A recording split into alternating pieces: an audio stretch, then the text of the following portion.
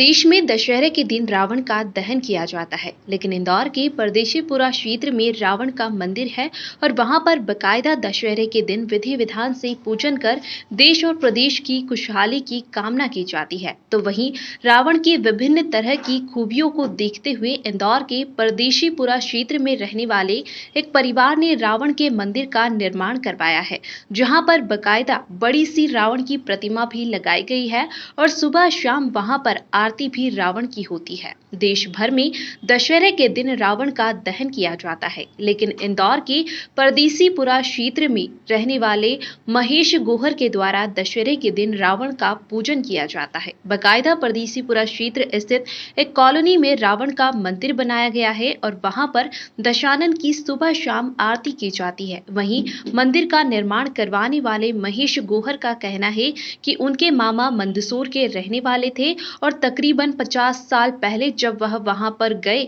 तो देखा कि वहां के लोगों के द्वारा रावण का पूजन कर मन्नत मांगी जा रही है और इसके बाद उन्होंने रावण के बारे में विभिन्न तरह की जानकारियां निकाली, जिसमें एक गलती को छोड़ दी जाए तो रावण खूबियों से भरा हुआ था और यही कारण रहा कि महेश जब मंदसौर से लौटे तो उन्होंने रावण की पूजा शुरू कर दी। फिर इसके बाद उन्होंने अपने घर से कुछ ही दूरी पर रावण का मंदिर बनवा दिया और रावण का पूजन करने लगे। वहीं रावण के मंदिर का निर्माण करवाने के साथ ही महेश भट्ट ने अपने परिजनों के नाम भी रावण के परिवार से मिलते जुलते रखे हैं। जिस तरह से रावण के परिवार में उनके लड़के का नाम मेघनाथ था तो वह गोहर ने अपने लड़के का नाम रखा, तो वही पोते का नाम लंकेश रखा। इसी तरह से रावण की बहन रूपतारा थी, लेकिन भगवान लक्ष्मण के द्वारा नाक काट देने के कारण उनका नाम सूर्पनखा हो गया, तो उसी के नाम पर महेश गोहर ने अपनी पोती का नाम तारा रख लिया। वहीं महेश भवन में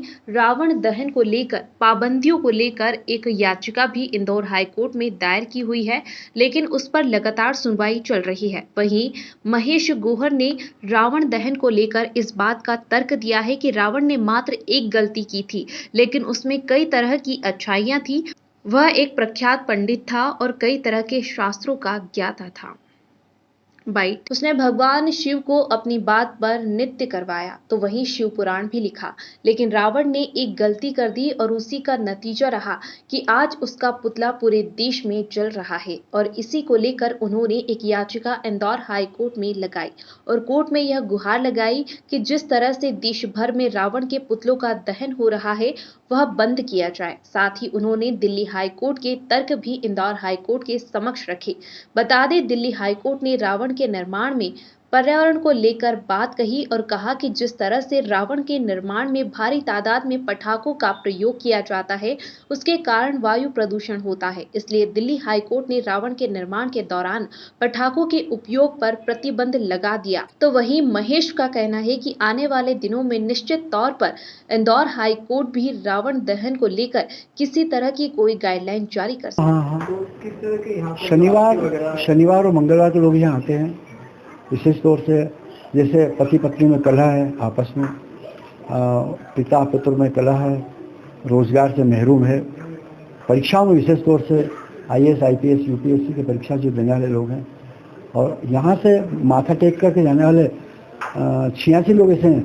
जो बड़े पद पे नहीं आ, इंग्लैंड के मैनचेस्टर में, ऑस्ट्रेलिया के सिटी में और ऐसे और दुनिया के बड़े बड़े एक हांगकांग में, इन्हें विदेश में पढ़ाने गए हैं वो लोग बच्चे, वो यहाँ माथा टेक के जो आए हैं वो लोग बच्चे आज विदेशों में पढ़ रहे हैं, कोई मेडिकल साइंस में पढ़ रहा है, कोई कहाँ पढ़ रहा है। तो ये इसको आप क्या चमत्कार नहीं कहेंगे, क्या कहेंगे? आज आपके द्वारा एक हवन भी किया जाता है, किस तरह का हवन होता है? क्या हवन होता है? हम लोग यहाँ इसलिए करते हैं कि जो संसार में जो महिलाओं के ऊपर अत्याचार जुल्म ज्यादती हो रही है, छोटी छोटी अबोध बालिकाओं के साथ जो विभत्स कार्य हो रहा है उस पर कम से कम प्रभु रोक लगा, क्योंकि रावण एक ऐसा है जिसके